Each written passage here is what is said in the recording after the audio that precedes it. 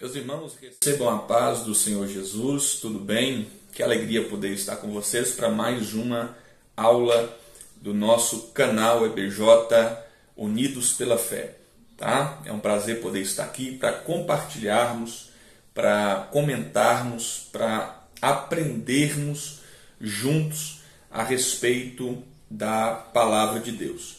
Nesse trimestre nós estamos falando sobre a queda e redenção, né? A lição da CPAD aí, juvenis desse trimestre.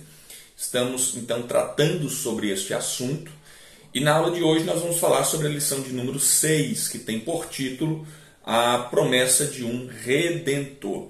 Então, se você não é inscrito já antes de a gente começar aqui, se inscreva no nosso canal, ative o sininho de notificação para que você receba em primeira mão todas as vezes que tiver vídeo novo aqui no canal, tá bom? Compartilhe com seus colegas, com vídeos para poder participar aqui. Deixe os seus comentários, as suas perguntas, as suas sugestões, né? Talvez uma opinião a respeito dessa lição que a gente não abordou aqui, mas você queira compartilhar com a gente. Deixe aqui nos comentários, isso é muito importante, né? Uma discussão saudável sobre qualquer tipo de assunto referente a essa lição é muito bem-vinda e nós iremos, com toda certeza, estar desenvolvendo um pensamento juntos, tá bom? Então, se você não é inscrito, se inscreva, envie para mais alguém, compartilhe e vamos para a nossa lição de número 6, a promessa de um Redentor. Tá? O texto da leitura em classe dessa lição, ela está situada em Gênesis 3,15 e Mateus 1:18 ao 25. Tá? Gênesis 3,15 diz assim, na versão NVI, tá? Porém, inimizade entre você e a mulher, entre a sua descendência e o descendente dela. Esta lhe ferirá a cabeça e você ferirá o calcanhar. Esse primeiro texto aqui de Gênesis, né, da leitura em classe, que é o texto, a leitura bíblica em classe aqui, que são os textos escolhidos aí para dar base, né, ao que se segue do estudo, né, da lição. O que nós temos aqui em Gênesis 3:1 é o que nós chamamos de proto-evangelho. E eu vou falar sobre isso um pouquinho mais lá na frente. Mas só para adiantar, isso aqui já era Deus traçando, né? Deus informando o homem pela primeira vez de forma direta a respeito da sua obra redentora, da sua obra de redenção para o homem, da sua obra de resgate para o homem, né? O que é interessante aqui a gente pensar logo na introdução, como você vai ver na própria lição aí, é que Deus ele faz essa promessa desse Redentor ainda lá no Gênesis, né? No livro do princípio, no livro do início, no livro do começo.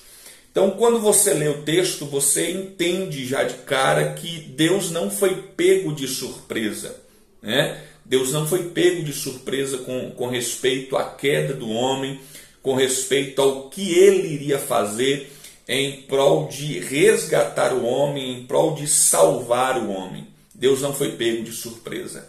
Então, Deus já abre para o homem a esperança, né? Uma promessa de esperança, de resgate, de restauração. E o que é interessante, a própria revista vai nos informar aí na introdução, é que o que a gente percebe com isso é que Deus não fala tudo de uma vez ali no Gênesis. Ainda que ele utilize-se, né? Ainda que ele fale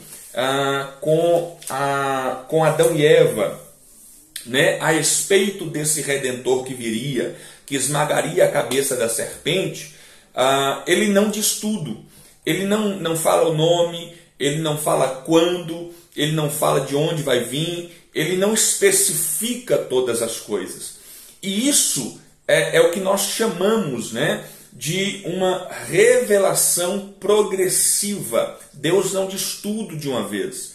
Deus não falou da redenção lá no Antigo Testamento, já dando o nome do Cristo, né, de Jesus, aonde ele nasceria. Não, isso foi sendo construído no decorrer da história da humanidade. Deus sempre se revelou ao homem em cada época, revelando, vamos dizer assim, progressivamente, retirando camada por camada, para que o homem conseguisse compreender com mais precisão, né, a sua obra que ele haveria de realizar na vida da humanidade. É claro que isso se dá, gente, no meu ponto de vista, porque se Deus dissesse tudo de uma vez, as pessoas não compreenderiam, né? As informações poderiam se perder, a construção teológica poderia ser prejudicada, né? Então Deus, Deus sabe de tudo, mas o homem não, ok? O homem é limitado, Deus é ilimitado, mas sabendo Deus que o homem é limitado, então ele libera porções daquilo a respeito de si mesmo, a respeito da sua obra, a respeito do que ele está fazendo. Então, por isso que a gente chama isso de uma revelação progressiva, né? O Evangelho, a história bíblica, a teologia, o conhecimento de Deus, ele foi sendo construído no decorrer da história da humanidade. Isso nós chamamos de uma revelação progressiva. Nós que acreditamos nas dispensações, né, que Deus separou a história da humanidade em períodos, em épocas específicas, nós entendemos isso de maneira muito mais clara. Só que essa verdade da revelação progressiva, ela não é uma verdade só dos dispensacionalistas. A maioria dos estudiosos compreendem a revelação divina, ainda que alguns rejeitem a ideia de dispensações, né?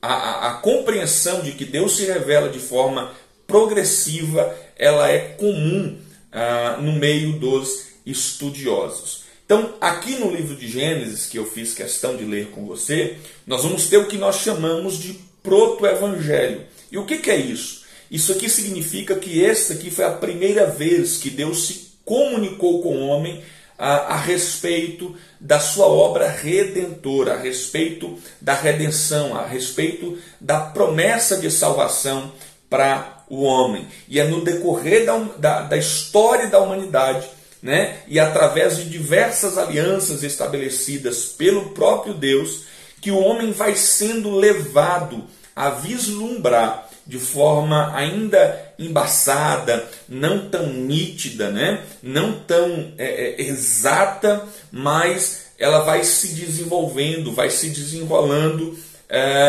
no decorrer da história. Então o homem vai tendo acesso, vai conhecendo essa obra de Deus para a humanidade. Olha o que diz o texto em Hebreus, capítulo de número 10, né? O versículo de número 1 do capítulo 10 de Hebreus.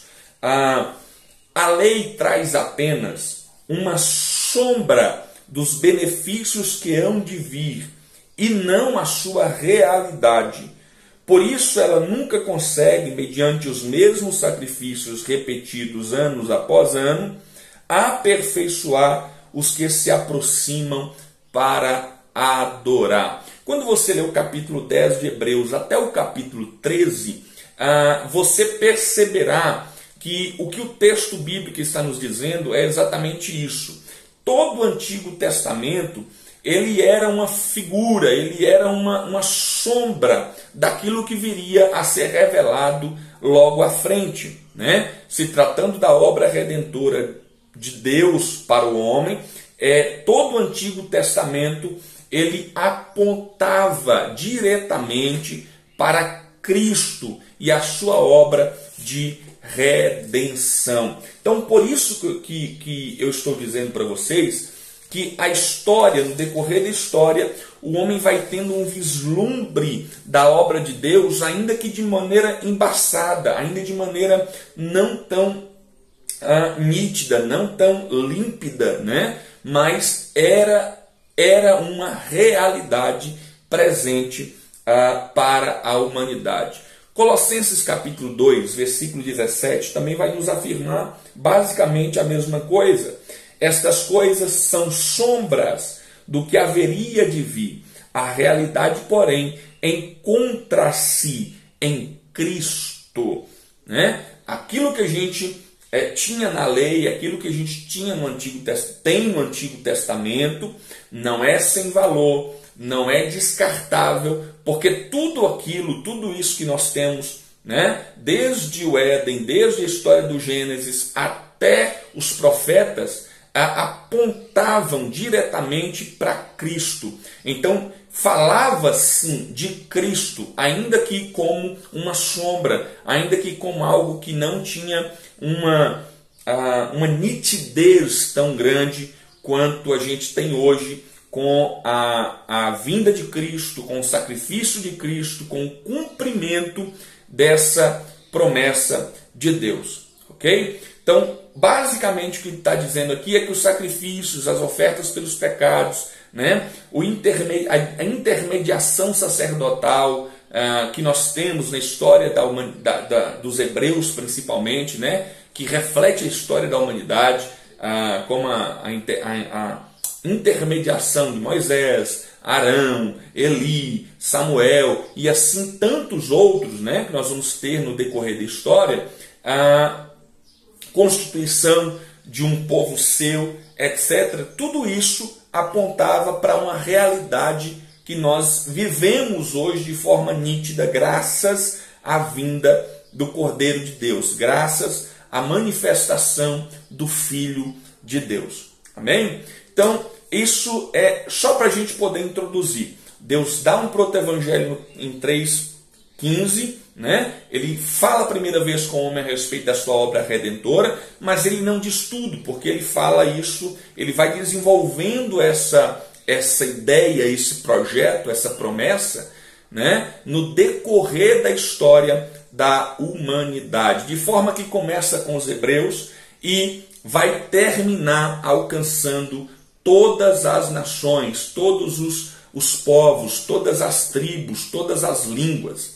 Amém? Então, isso é só para você poder entender nessa introdução. Deus fala de forma progressiva, se revelando de forma progressiva. Comente aí nos comentários a respeito dessa introdução, alguma ideia, algum ponto que você queira expor aqui para a gente, tá bom? Vamos agora para o tópico de número 1 da lição, que tem por título Um pouco de História. Vamos passar um pouquinho pela história a respeito dessa expectativa de salvação, a respeito dessa promessa. O tópico 1.1 aí vai falar sobre a expectativa da morte imediata. O que é isso? Quando Deus determinou que o homem não tocasse, né, não comesse do fruto proibido, né, do fruto do conhecimento do bem e do mal, olha lá no versículo de número 16 do capítulo 2 do Gênesis. E o Senhor Deus ordenou ao homem: coma livremente de qualquer árvore do jardim. Versículo 17. Mas não coma da árvore do conhecimento do bem e do mal, porque no dia em que dela comer, certamente você morrerá. Essa era a expectativa imediata que o homem vai ter após transgredir a ordem de Deus, após passar por cima da ordenança de Deus a respeito dos limites do jardim. Né? Eu ouvi alguém dizer um dia numa pregação, e essa é a grande verdade, é o que as pessoas não conseguem entender. Toda liberdade sem limite, ela se torna uma prisão. Né? Então Deus está dando liberdade para o homem no jardim, está colocando à sua disposição tudo o que ele precisa. Né? Quando você lê o livro de Gênesis aqui, né, até a época, né, antes do dilúvio, o homem se alimenta do fruto da terra, né, das árvores, dos frutos. Então não há o consumo da carne aqui, né? O consumo da carne vai vir depois do dilúvio, quando Deus libera, né, o homem a comer dos animais. Mas até aqui o homem tem à sua disposição toda, né, qualquer árvore. Você tem liberdade de comer livremente, porque Deus supriu, colocou no jardim à disposição do homem tudo que ele precisava. Então ele tinha liberdade. Porém, Deus colocou um limite, né? Deus colocou uma linha limite e disse: olha, daqui para lá vocês não vão ultrapassar. Na minha visão, isso aqui fala muito sobre a questão da relação, que marca a nossa relação com Deus, né? A nossa relação com Deus é marcada com Ele sendo o Senhor que governa, que sabe o que é melhor para a gente, e nós sendo seus servos, sendo obedientes, ouvindo a sua voz, né? Entendendo que os limites que Ele coloca não é para si, é para nós, é para nosso proveito. E olha o que Ele diz: se vocês passarem desse limite, certamente vocês morrerão. E essa é a expectativa aqui, é de que ao comer, o homem e a mulher morram imediatamente, né? Acabe acontecendo a morte física ali, porque é exatamente isso que é a expectativa aqui. Mas a pergunta é, que a lição nos faz aí: por que isso então não aconteceu? A relação, como eu disse, do homem aqui com Deus, ela fica evidenciada. E qual é essa relação? Ele é o soberano e o homem o seu subordinado. Ele é o Criador e nós, o homem, é a criatura. Ele é quem manda e nós somos quem lhe obedecemos, ok? Essa é a relação que fica nítido aqui, né?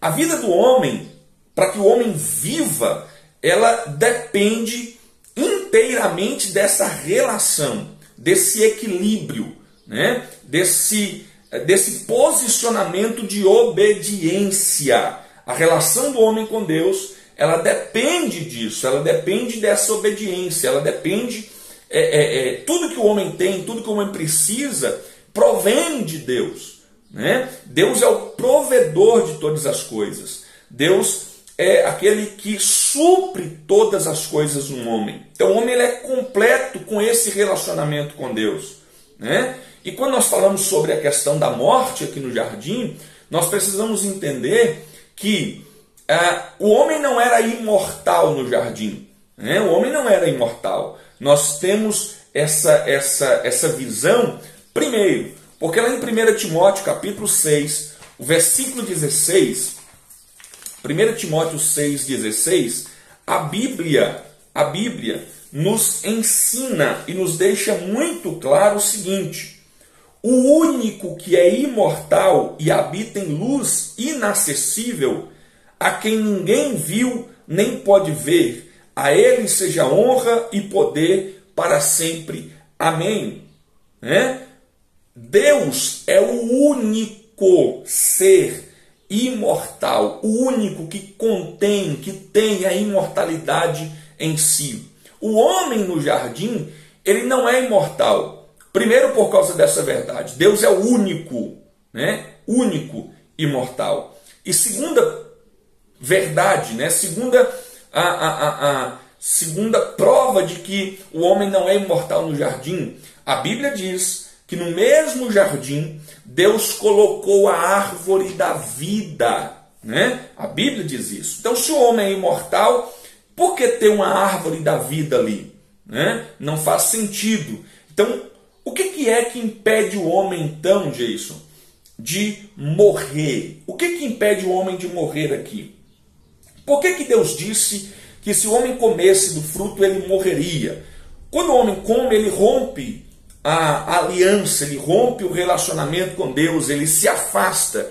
Isaías vai nos dizer: os nossos pecados é o que faz separação entre nós e Deus. Então há um rompimento, há uma quebra de aliança. O homem se afasta, o homem é retirado da presença de Deus, porque Deus é santo e ele agora está manchado pelo pecado. Então a pergunta é, Jason, por que o homem não morre no jardim de imediato? A resposta é, já tomando aí o tópico 1.2 aí, falando sobre o brilho da graça, é exatamente isso. A graça de Deus. Por que o homem não morre no jardim mesmo antes da queda? Por quê?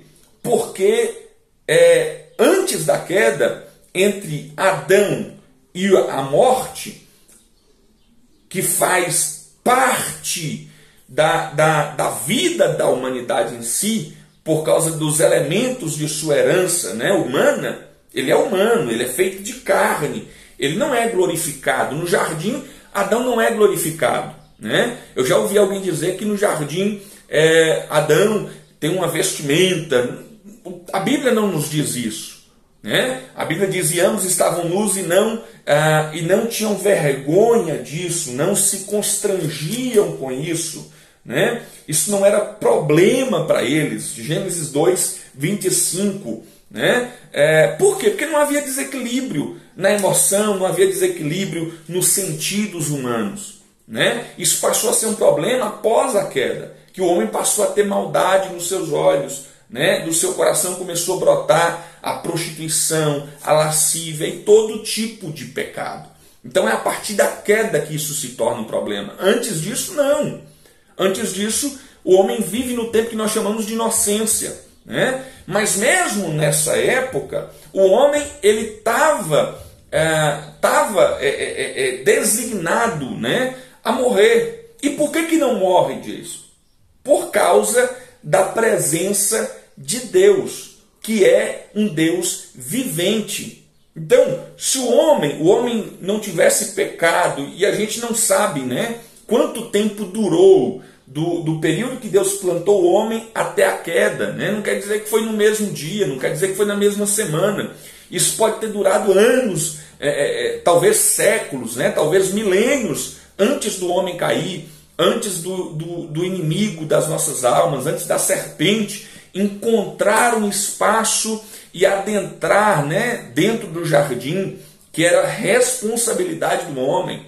Né? Então, assim, pode ter durado anos, milênios, quem sabe, não sei, e o homem não morria. E por que isso? Por causa da presença vivificante do Senhor. E olha que interessante, quando você lê o texto de Hebreus capítulo 11, versículo 5, que vai falar sobre Enoque, olha o que diz: pela fé Enoque foi arrebatado, de modo que não experimentou a morte, e já não foi encontrado porque Deus o havia arrebatado.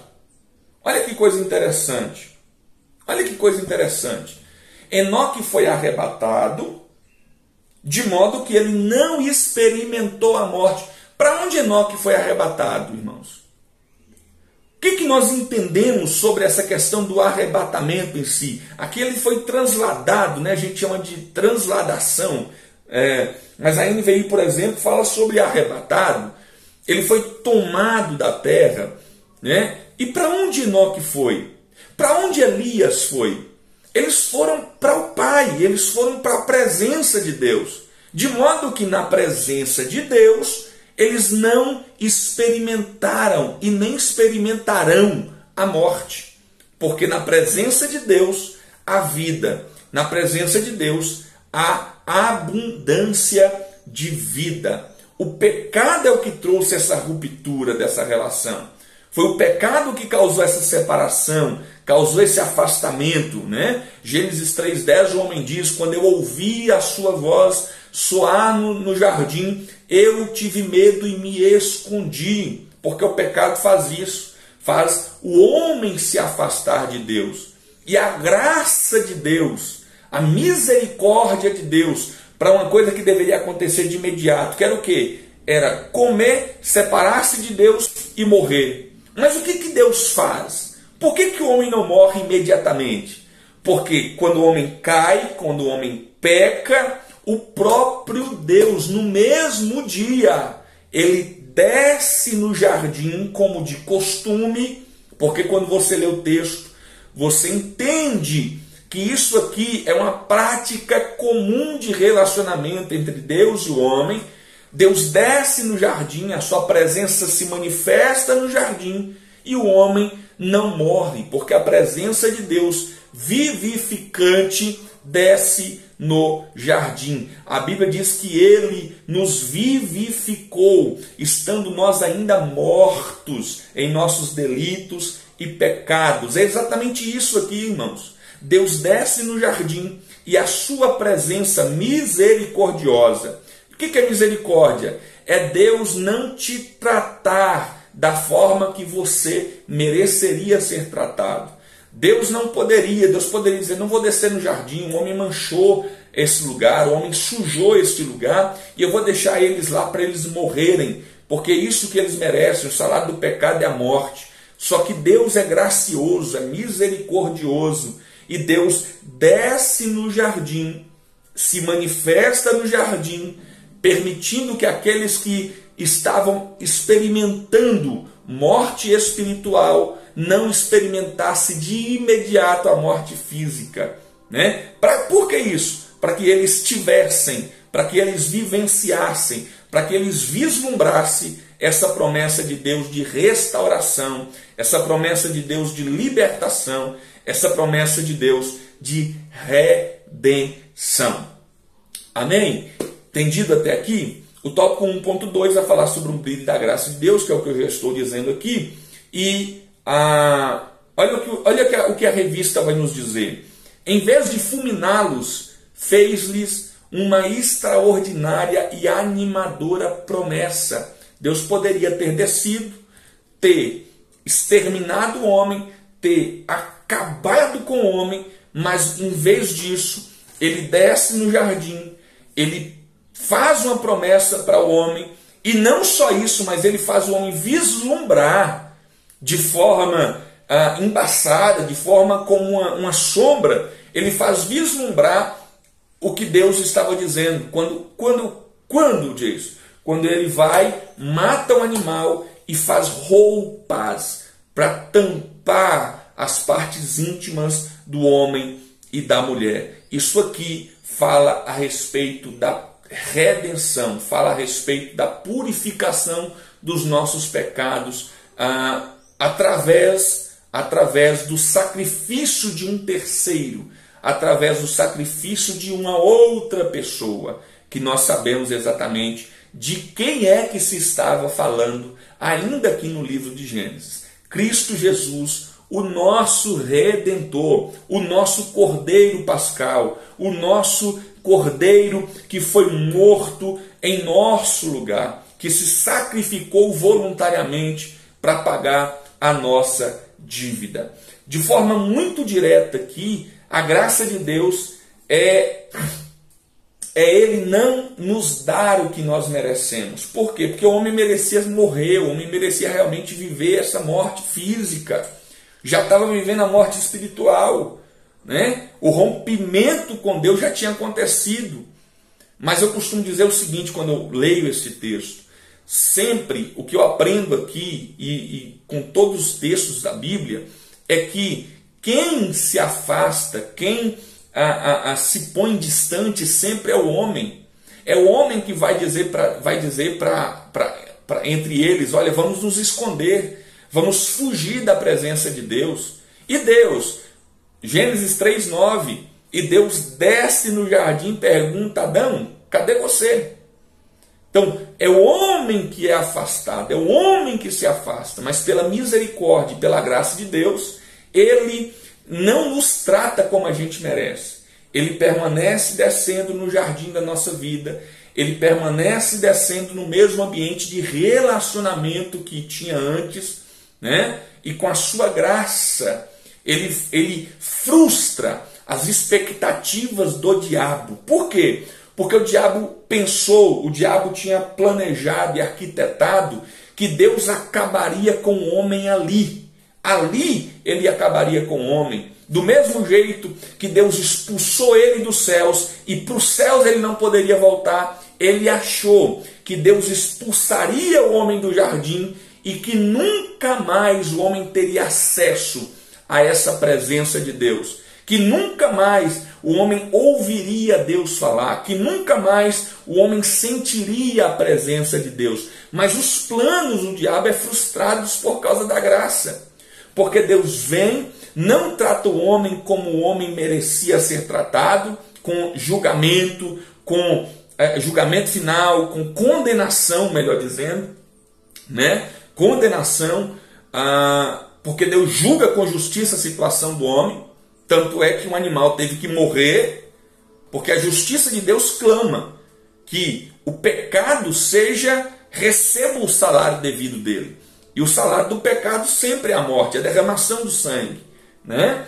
E a graça de Deus supre o seu desejo por justiça, né? De forma que o homem ele recebe esse presente. Ao invés de receber a morte de imediato, ele recebe a oportunidade de se relacionar de novo com Deus através do sacrifício, né, realizado pelo próprio Deus de um animal ali no jardim. A discussão atual que nós estamos vivendo sobre a ação graciosa da salvação se tornou um verdadeiro problema. Nós temos hoje um problema sério a respeito da graça, né? No meu ponto de vista, né, na minha analogia, no meu ver a respeito da graça,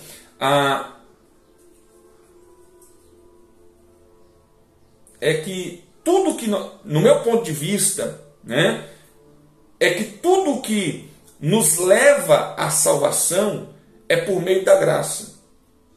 Efésios 2, 8 ao 10. Até mesmo a possibilidade da minha escolha, isto é, o fato de eu poder escolher aceitar a graça de Deus é um ato gracioso, pois senão Deus poderia simplesmente nos deixar entregues aos nossos pecados, aprisionados, de forma que a gente não conseguisse ir até a luz, né? Mas a graça é a luz que entra nessa cela de prisão e nos faz gritar por socorro até sermos alcançados. O fato de nós irmos até Deus não diminui, não outorga ao homem méritos, tá? Até o fato do homem conseguir aceitar essa graça é um ato de gracioso de Deus para com o homem. Deus poderia deixar o homem preso nos seus desejos, distante, afastado, mas Deus dá ao homem a oportunidade dele vir de volta, reconciliar-se com Deus novamente. Então, irmãos, isso é a graça de Deus, né? Somos salvos exclusivamente por uma obra que Deus realizou. Não há méritos em nós por causa disso. Não há do que nós possamos nos vangloriar nessa obra. Ela é exclusivamente de Deus. E até o fato de eu conseguir enxergar essa luz que entrou na minha vida de escuridão e me fez ir até Cristo é um fato gracioso. Amém? Se você tem uma opinião, se você tem um posicionamento, uma visão a respeito desse tema tão importante sobre graça, deixa aí nos comentários também. Vamos desenvolver aqui um raciocínio, uma ideia, tá bom? O tópico 1.3 aí, né, o terceiro tópico ainda da parte 1, né, vai nos dizer assim, mas o que é um redentor? E a lição diz, é um indivíduo que torna a ficar na posse de uma pessoa ou coisa que havia sido vendida. A última parte aí vai dizer, não se trata de roubar algo ou de tomá-lo à força, mas readquiri-lo, né? Redenção, portanto, é um ato de justiça e não de força. O que é redenção? A redenção é o resgate. Segundo o dicionário, é a libertação de um local em que se estava preso mediante o pagamento de uma quantia, ok? Então, redenção é o resgate por meio de um pagamento. Por isso ele não é um ato de força, tá? Ele não é um ato de força. Olha o que Gálatas 3, versículo 13 vai nos dizer. Cadê? Cristo nos redimiu da maldição da lei, quando se tornou maldição em nosso lugar, pois está escrito: maldito todo aquele que for pendurado num madeiro, né? Redenção. Cristo paga o preço para redimir as pessoas. Olha o capítulo 4 de Gálatas, capítulo 4, versículo 4 e 5. Mas quando chegou a plenitude do tempo, Deus enviou seu Filho, nascido de mulher, nascido debaixo da lei, a fim de redimir os que estavam sob a lei, para que recebêssemos a adoção de filhos. Amém? Então, redenção, uma obra que Cristo fez, o pagamento que Cristo fez da nossa dívida. Não é um ato de tomar, de roubar à força, é um ato de resgate, é um ato de justiça. Segundo o dicionário Wycliffe, redenção é o livramento de alguma forma de escravidão, com base no pagamento de um preço por um redentor. Então, é exatamente isso que é redenção. O homem estava aprisionado, servindo como escravo do pecado, e Cristo veio como redentor e pagou o preço dessa redenção, que foi o seu sangue e a sua carne rasgada no madeiro, né? E esse pagamento foi feito para que nós nos tornássemos livres. Ele foi lá e nos comprou de volta, né? Nos resgatou, nos comprou com o pagamento do seu sangue. E para quem foi esse pagamento, Dias? Foi para o diabo? Não, esse pagamento foi para a mão de Deus, porque Deus é que exigia na sua justiça, na sua santidade, na sua lei, de que um pagamento fosse feito para que nós que estávamos escravos na mão do pecado fôssemos libertos, né? Fôssemos resgatados. E é interessante que a palavra utilizada para redenção na Bíblia, né? Ela utiliza pelo menos 3 aí. A primeira é agorazó. Eu vou falar aqui mais ou menos, que aí é em grego, tá? Que significa adquirir no mercado, né? A humanidade estava vendida à escravidão do pecado, como a gente vê lá em Romanos, capítulo 7, o versículo de número 14. Romanos 7, 14 diz: sabemos que a lei é espiritual. Eu, contudo, não o sou, pois fui vendido como escravo ao pecado. Então, a humanidade estava vendida como escravo ao pecado. E a primeira palavra de redenção, agorazó, significa adquirir no mercado. A segunda palavra é exagorazó, que significa comprar retirando do mercado. E isso eu acho formidável, essa palavra, né? E ela está lá em Gálatas 3,13, que diz assim, ó: Cristo nos redimiu da maldição da lei quando se tornou maldição em nosso lugar. O que está dizendo aqui, quando essa palavra é utilizada? É que aqueles que foram remidos por Cristo nunca mais serão passíveis de venda novamente. Ou seja, Ele nos comprou e nos retirou completamente do mercado da escravidão. Olha que coisa maravilhosa. Olha que revelação linda que Deus nos ensina na sua palavra. A terceira palavra é lutro, que significa soltar mediante pagamento. Êxodo capítulo de número 14, o versículo de número 30. Olha o que diz o texto. Naquele dia o Senhor salvou Israel das mãos dos egípcios, e os israelitas viram os egípcios mortos na praia. Naquele dia o Senhor salvou os israelitas das mãos dos egípcios. Então, soltar mediante o pagamento. Amém? Então, primeira coisa, nós fomos adquiridos nesse mercado porque estávamos vendidos, né? Estávamos como escravos na mão do pecado. Então, ele foi no mercado e nos comprou da mão do pecado e do diabo, né? E não só isso, mas ele nos retirou completamente de circulação desse mercado negro, né? Mediante o pagamento com o seu sangue. Amém? O tópico de número 2 aí vai nos dizer a carência de um redentor. Era o que eu tinha dito, né? A situação de Adão e Eva era muito complicada, como a lição está nos dizendo aí. A justiça de Deus, ela exigia a morte deles, né? Olha o que a lição diz. Havia então a necessidade de derramamento de sangue deles ou de outro, em substituição.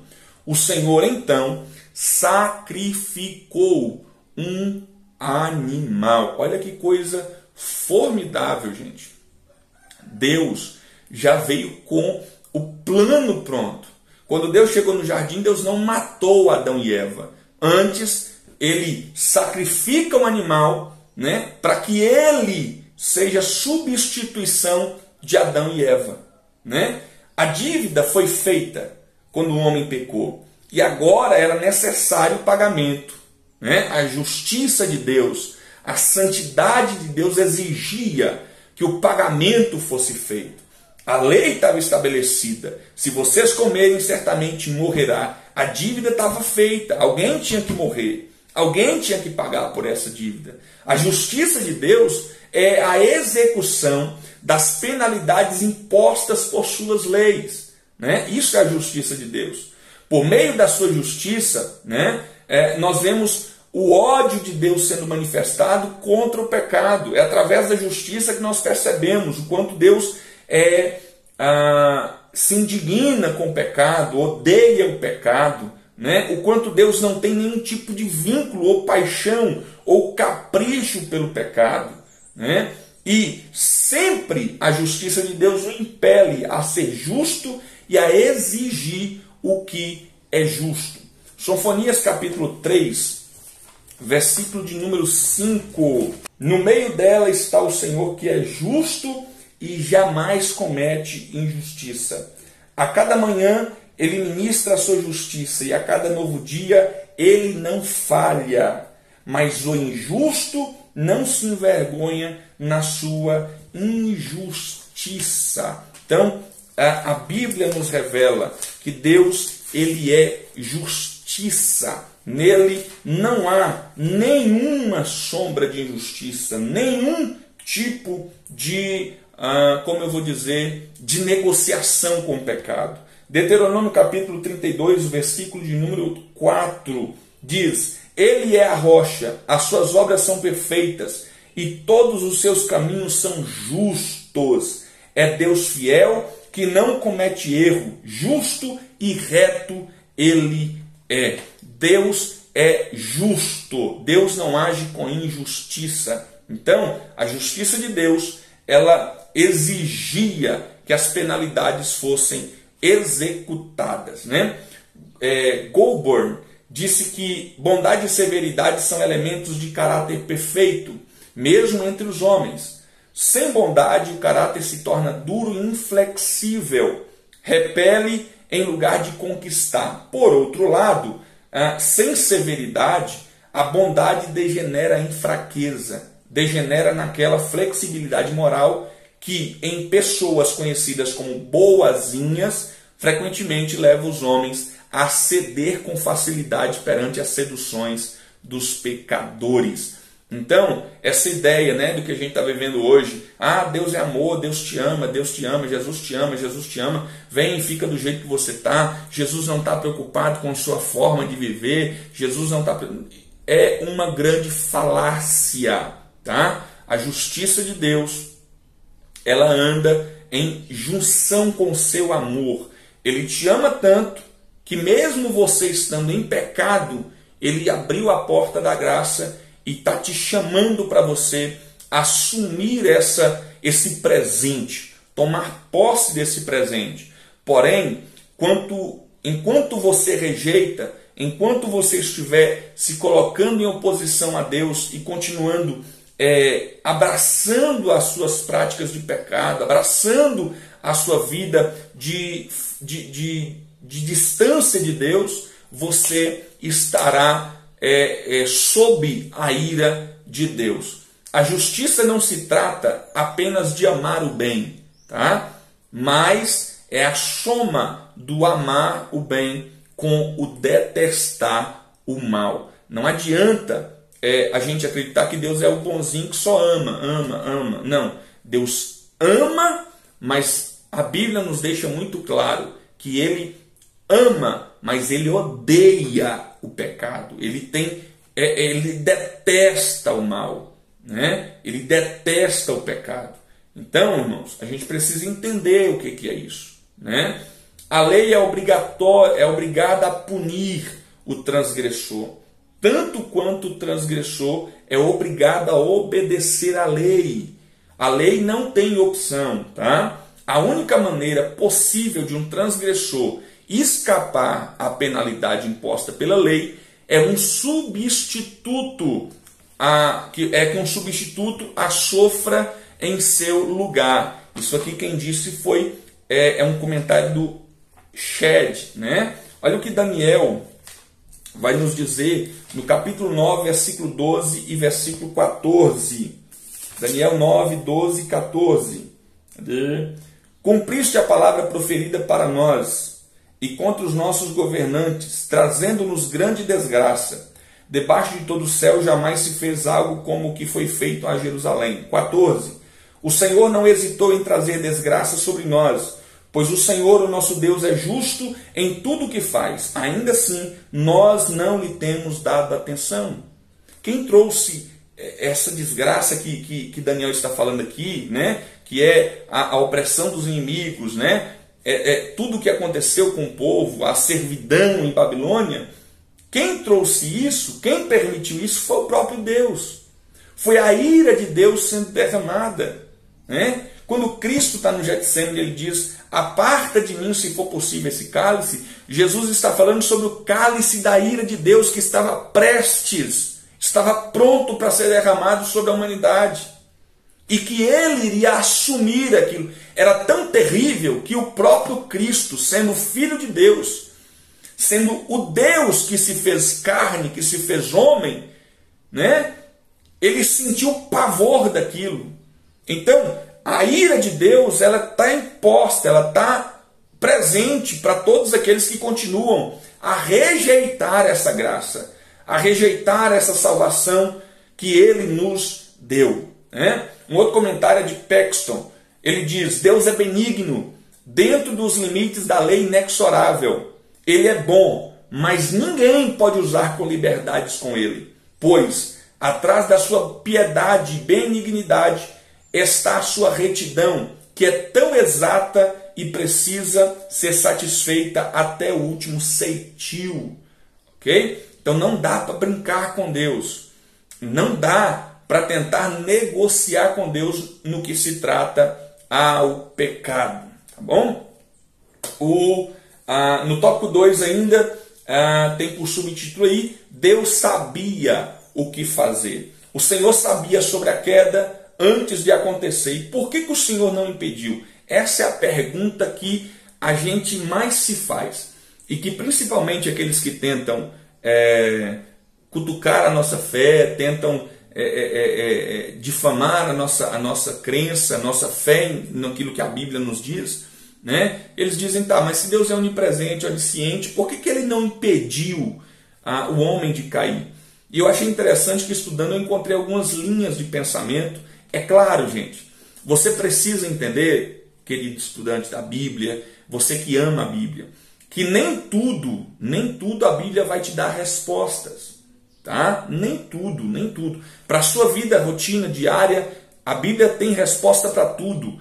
Mas existem coisas, gente, que a gente precisa entender. a gente não vai conseguir compreender aqui, né? A gente não vai conseguir entender a dimensão. Por quê? Primeiro, a Bíblia ela foi escrita por homens por um motivo, né? Por um motivo. Deus queria que homens escrevessem e para que ficasse de forma inteligível a nós, né?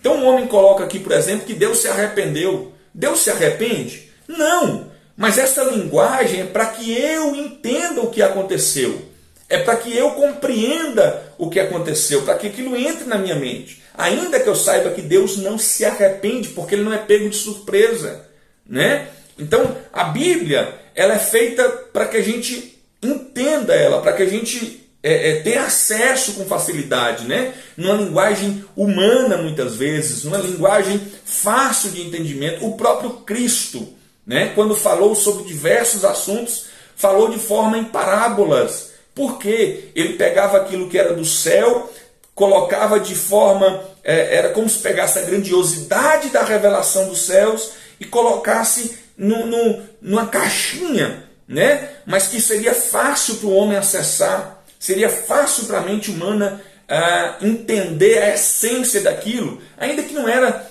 compreender 100%, né? Porque a revelação do céu é muito maior, é muito inexplicável, a gente falta palavras para entender, tá? Então, a gente não vai ter todas as respostas. Por que Deus permitiu?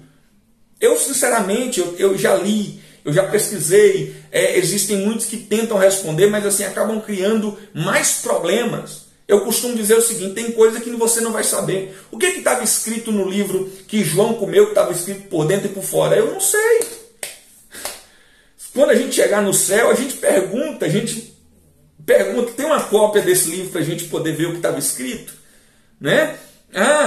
Eu não sei, o que Jesus escreveu na areia? Não sei. Chega lá no céu, a gente pergunta a ele, né? Se fosse para a gente saber, estaria escrito aqui, tá? Então tem coisa que a gente não vai ter uma resposta 100% que preencha 100% da nossa dúvida. Esse é um caso. Por que Deus permitiu o pecado? Por que Ele não impediu o homem de cair se Ele já sabia da queda? E aí existem 3 colocações que eu achei interessante, tá? A primeira, o homem precisa aprender por meio da experiência ou revelação, tá? O homem precisa aprender por meio da experiência ou revelação. Gênesis capítulo 3, versículo 22 disse: Então disse o Senhor Deus, agora o homem se tornou como um de nós, conhecendo o bem e o mal. Não se deve, pois, permitir que ele tome também do fruto da árvore da vida e o coma, e viva para sempre. Então, Deus sabe de tudo, mas o homem não. O homem, ele é desenvolvido, é como uma criança que aprende a caminhar, depois aprende a falar, depois desenvolve outras habilidades. Isso é o retrato do homem. Olha o que Hebreus capítulo 5, versículo 8 nos diz, né? Hebreus 5, 8. Embora sendo filho, ele aprendeu a obedecer. Aqui está falando da humanidade de Cristo. E está dizendo Cristo aprendeu a obediência, né? O homem no jardim, ele estava no processo de aprendizado. Ele não sabia tudo. Ele não tinha tudo na sua cabeça, né? Ele era imagem conforme a semelhança. Quando a Bíblia diz conforme a semelhança, está nos dizendo que o homem, ainda que era imagem de Deus, né, tinha as características, governava, tinha domínio, né, tinha inteligência, era uma pessoa, né, pensava, raciocinava. Ainda que ele era imagem, ele não era completo em si, né? Ele faltava ainda alguma coisa, e ele estava aprendendo, ele deveria desenvolver-se ali no relacionamento com Deus. Então ele ia desenvolvendo o seu conhecimento, assim como Cristo teve que aprender a obediência. Então o homem ele precisava aprender por meio da experiência ou revelação. Deus disse, está aqui, eu estou dizendo para vocês o seguinte: se vocês me obedecerem, vocês terão vida, né? Vocês vão permanecer aqui, tudo bacana. Mas se vocês desobedecerem, vocês estarão separados de mim e vocês morrerão. Né? Estava aí a escolha. Eis que eu coloco hoje diante de vocês a bênção e a maldição, a vida e a morte. Escolhe, pois, a vida para que vivas tu e a tua casa. Né? O homem ele aprende com a experiência. Né? Ele erra para ele poder aprender. Acho que o maior problema do Éden, isso aqui pensamento meu, o maior problema do Éden não é simplesmente o homem ter ultrapassado essa linha. O maior problema do Éden é que o homem ele não conseguiu lá reconhecer que Deus era misericordioso e queria restaurá-los. Acho que esse foi o maior problema, sabe? Eu tenho para mim que se o homem tivesse confessado de imediato, né, não tivesse arrumado desculpas, olha, foi a mulher que tu me deste, olha, foi a serpente que entrou aqui dentro, eu acredito que o resultado seria um pouco ou muito mais diferente do que o que nós temos. Né? O segundo ponto é que quando o homem cai, o ódio de Deus a respeito do pecado ele é revelado. É a ideia do seguinte, é a mesma ideia do primeiro aqui que eu falei. O homem ele vai entender o quanto Deus odeia o pecado a partir da queda. E a partir da queda, e a partir dessa revelação de quanto Deus odeia o pecado, que o homem, como sendo criatura de Deus, filho de Deus, né, ele vai aprender também a odiar o pecado. Né? É por isso que nós vamos ter na Bíblia tantas referências chamando o homem a uma santidade, chamando o homem a se afastar do pecado, chamando o homem a odiar o pecado, a rejeitar até a aparência do mal. Né? E terceiro, para mostrar as riquezas da sua graça em todas as eras vindouras. Ok? É um pouco abrangente demais, mas a ideia seria o seguinte: como é que o homem conheceria a graça se ele não precisasse dela? Como é que o homem conheceria o Deus que perdoa se ele não precisasse ser perdoado? Como é que ele conheceria o Deus que ama, né, de uma forma incondicional se ele não tivesse experimentado a queda?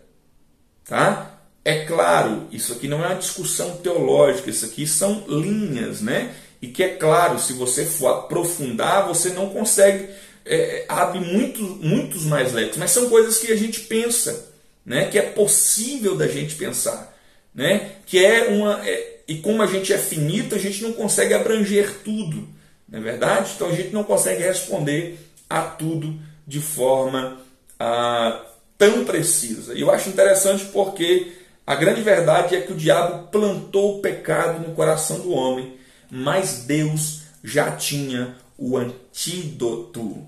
Amém? Lembrando, deixa aqui seu comentário. Por que você acha que Deus permitiu o pecado aí? Tá? Deixa aqui seu comentário, a sua linha de pensamento. Vamos discutir, vamos aprender. Talvez você vai colocar algo aí que eu nunca vi e que vai me interessar, que vai interessar outros colegas. Então, coloca aí nos comentários também. Por que você acha que Deus permitiu o pecado? Tópico de número 3, a descendência da mulher. Né? A serpente sempre perseguiu os descendentes da mulher. Isso sempre foi uma verdade. Desde a queda e desde a promessa de restauração, o diabo sempre tentou, sempre buscou destruir todos aqueles que se destacavam de alguma forma. Né? Todos aqueles que se destacavam diante do Senhor, o diabo conseguiu derrubar. O diabo conseguiu derrubar Abraão, Isaac, Jacó, Davi. Todos eles sofreram quedas, né? Depois de tentações terríveis.